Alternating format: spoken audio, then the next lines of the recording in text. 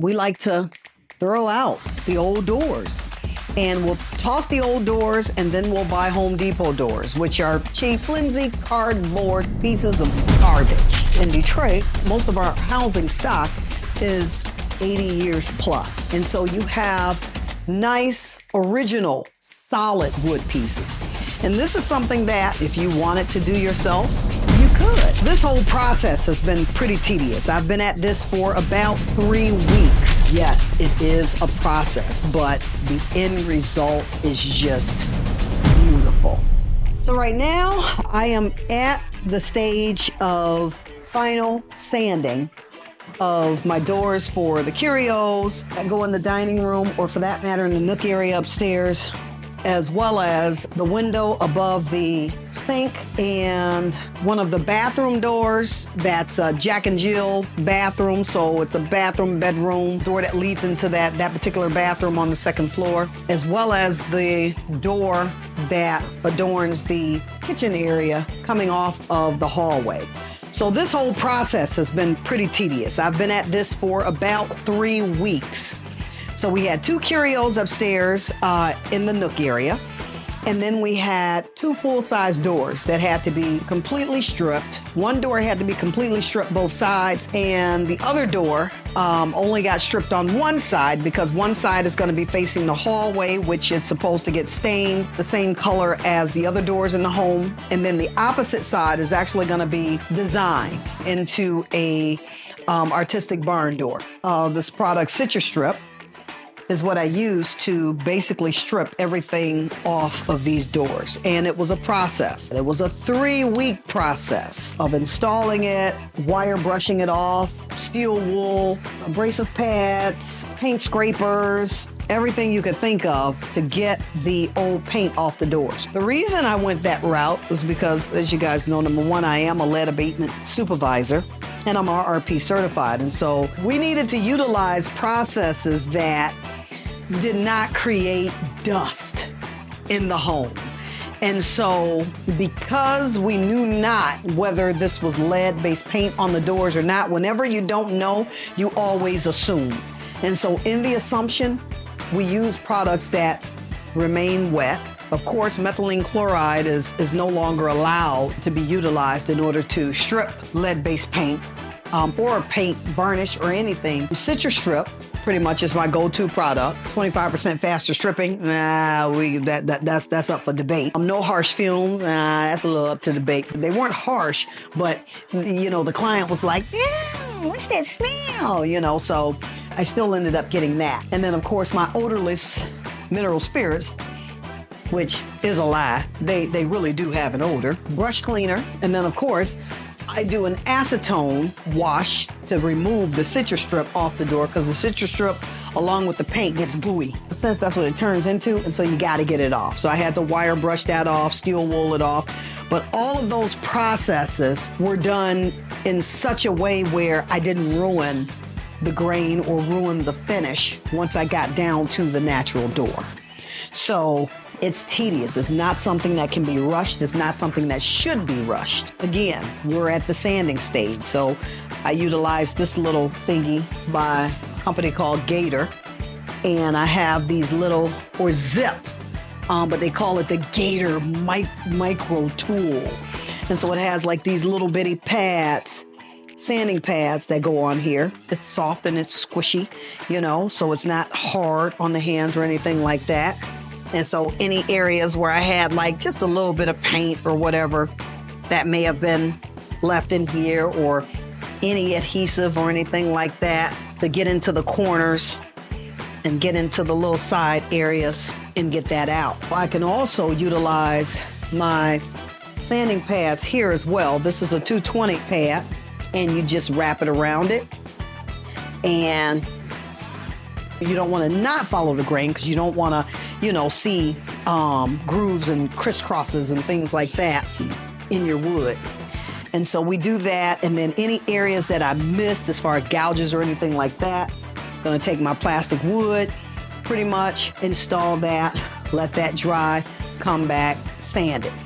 So that's where I'm at. And because we don't know what fixtures are gonna be going on these doors, because they have not chosen their fixtures as far as for the cabinet doors and everything, I decided to just go ahead and fill the holes on all of the doors. When it's time as far as for the doors to come in, or for that matter, the cabinets to come in, and we figure out what's gonna go on them, then we can create new holes.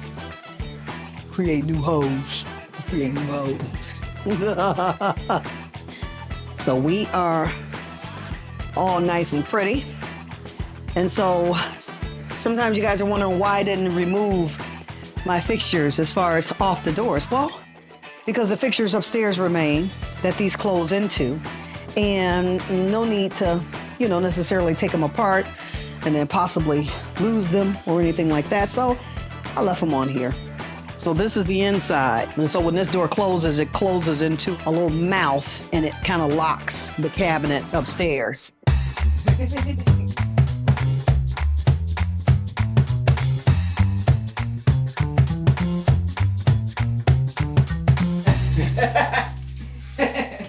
So historic homes have lots of historic things as far as even inside of them, as well as on the exterior. I talk a lot as far as about doors, and the simple fact that we like to throw out the old doors, and we'll toss the old doors and then we'll buy Home Depot doors, which are, cheap, flimsy cardboard pieces of garbage. We have oak, we have maple, walnut, we have all these different types of wood that are in our homes, because in Detroit, most of our housing stock is 80 years plus. And so you have nice original pieces in there, solid wood pieces. And this is something that, again, if you wanted to do yourself, you could. As I talked about before, Citristrip. Now, it's not something that you're going to be able to rush through. It's going to take time. All of this work took me 3 weeks. Of course, hey, if you want Aldo and Rose Contracting to do it, Aldo and Rose Contracting can most certainly do it, but it's going to cost you a grip, okay? But again, this is something that you as a homeowner, if you got time, you're retired, or, you laid off and you ain't got nothing to do. I mean, you could very much be on the internet scrolling, probably looking at me. But at the end of the day, you could also take the time, and that door that you've been looking at that's caked up with a lot of paint, and you're just like, oh my goodness, I wonder what that door would look like, just nice and clean, And you can start this process.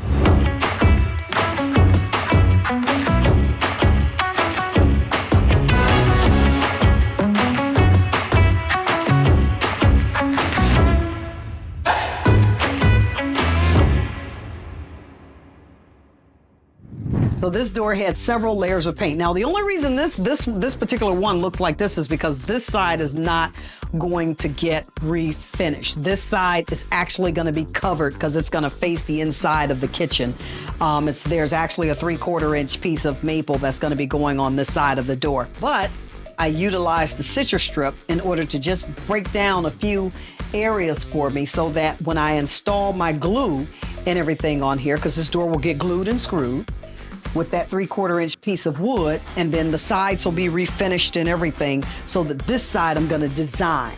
The opposite side of this door looks like this door over here, which is completely stripped of all the paint and everything that was on that door. And as you guys can see, it is a solid wood, beautiful door. No, I did not remove the fixtures because the fixtures are remaining. All of the old fixtures, as far as on the doors in this home, are still intact. So there was no need for me to remove the fixtures as far as on the door. But this is what's usually lying underneath. Now, this was just one little application as far as of it. And it took it down about, I don't know, maybe about 4 layers down to this green, because the green is the second layer before the beige, and then it's the natural door under here.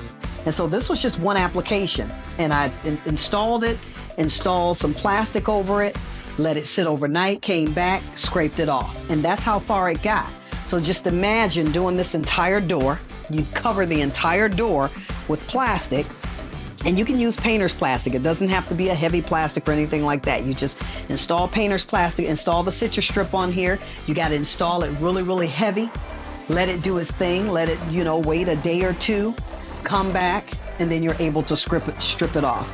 Yes, it's a messy process. It is a messy process.